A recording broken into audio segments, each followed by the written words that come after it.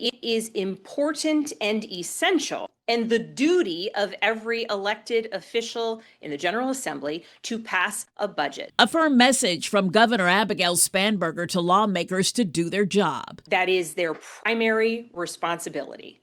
And my expectation. Here's part of what's holding things up: an estimated $1.6 billion tax exemption for data centers.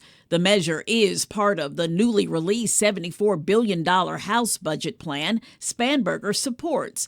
Some Democrats want to kill the exemption and direct more money to social programs. Other lawmakers worry reneging on the tax exemption deal that doesn't expire until 2035 will send a message that Virginia is bad for business. We've already seen actually some potential investments decide not to come to Virginia, and they said that it was even the sort of very public fight over this issue that was part of it. That argument isn't budging State Senator Louise Lucas, and chair of the Finance and Appropriations Committee, a staunch opponent of the data center tax exemption. Data centers are just gouging us by not paying their fair share of taxes, but also the adverse impact that these data centers have on the environment. The House plan gets rid of the environmental requirements. Why is that okay?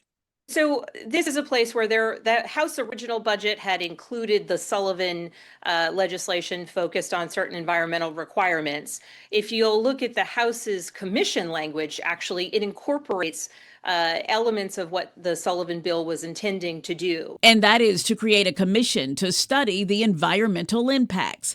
Part of what else is in the budget? A 3% raise for public school teachers, improvements to health care access in light of federal cuts.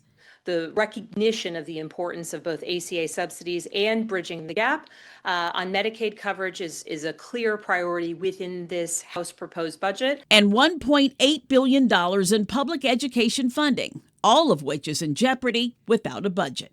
And any efforts to stand in the way of a budget getting to me to sign by July 1st are efforts that will hurt people, that will hurt Virginians.